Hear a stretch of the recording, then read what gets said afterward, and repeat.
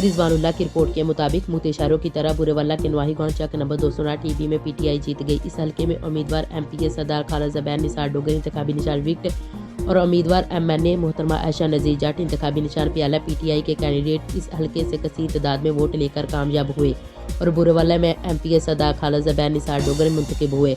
MNA मोहतरमा आयशा नज़ीर जट मुंतखब हुई। अहले इलाका के लोगों में खुशियों की लहर दौड़ पड़ी। उन नौजवानों ने पूरे गांव के गिर्द मोटरसाइकिलों पर रैली की मानक चक्कर लगाते हुए जश्न मनाया और नारेबाजी की। अहले इलाका के लोगों को पीटीआई के कैंडिडेट जीतने पर मुबारकबाद दी। इस मौका पर अब्दुल अजीज बग्गा, हाजी मोहम्मद मशताक, हाजी रियाज डोगर, जान करियाना स्टोर, मोहम्मद अशफाक ठेकेदार, शकील अहमद, मोहम्मद वकार भुट्टा, मोहम्मद अनीस, मकसूद अहमद, मोहम्मद खालिद उर्फ बुबा, मुबशर सनाउल्लाह, अब्दुल सत्तार करियाना स्टोर, अहले इलाका के मुअज़्ज़िज़ीन की कसीर तादाद मौजूद थी।